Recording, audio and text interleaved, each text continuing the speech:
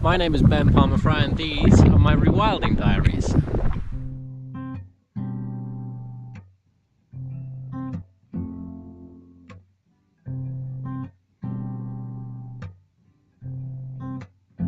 So what does rewilding mean to you? Rewilding means it's a complex question. That means a lot of things.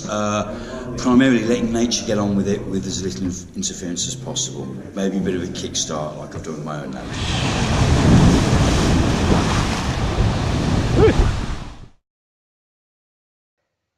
Van life is obviously fantastic. It involves quite a lot of driving, as you might imagine, which is great though. Listen to a lot of podcasts, all sorts of things. They're meeting lots of friends, either out and about or doing the errands.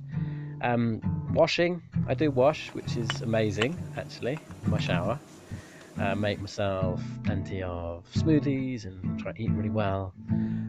Keep myself warm in the evenings. The fire is going beautifully. Spend a lot of time just chilling, reading, which is obviously fantastic. Do a lot of surfing. Waves here are quite heavy.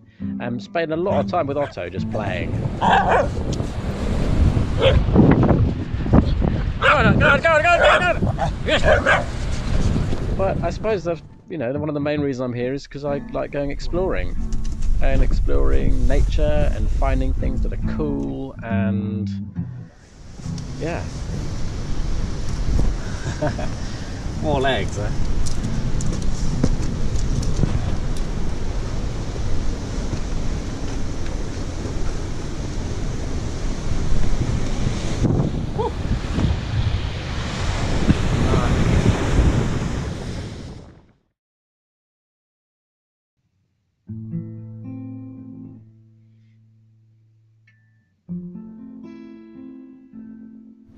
It's amazing, all over these rocks. I'm in northern Spain, just kind of east of Bilbao in the Basque country, and in all the restaurants and stuff there are Otto's being chased by another dog.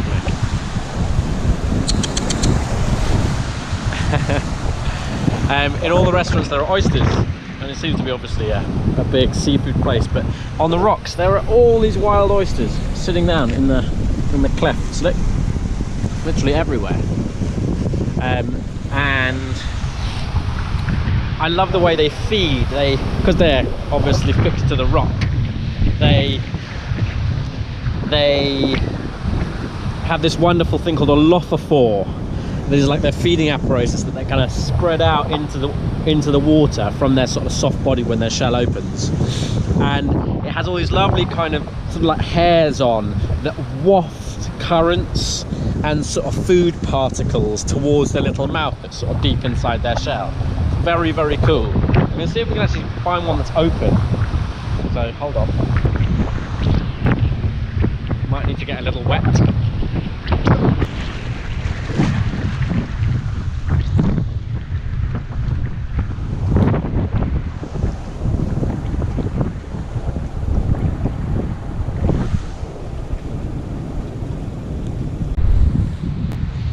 It's tricky because they seem to prefer the exposed rock pools, obviously, because that's where more of the food particles waft past or go past. Things like, there'll be planktonic stuff, little like microscopic animals and other bits of detritus that they'll eat.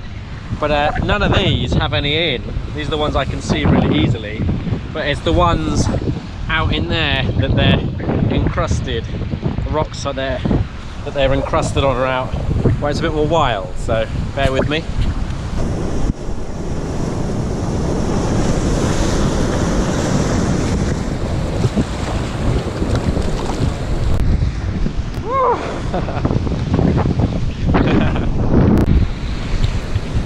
Couldn't find any open oysters, but I think I'd have to go swimming for that, and I don't really fancy it right now. Look.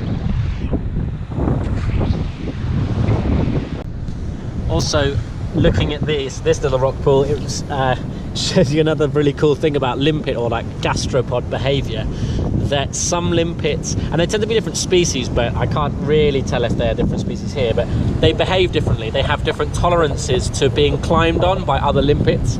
So you can see here, as a perfect example, you've got two limpets here. One's covered in algae and one's not. So this guy doesn't mind the other limpets coming over and using their rasping tongues to graze off all the greenery, but this one does. I don't know if they're different species or not, but either way, it's just like some are just more hostile and don't like others so much, which is kind of cool. I don't know whether you can hear it, but I've just been approached by a guy. I don't know if you can even see that, but there are absolutely massive waves coming over the harbour wall, and I've just been approached by some local guy who's driven down to the car park to say we've got to move our vehicles, because the sea with waves like this is just going to come right up over the rocks and the dunes and and potentially wash us away. There are 11-meter waves coming in. I mean, you can't see them, but they're incredible.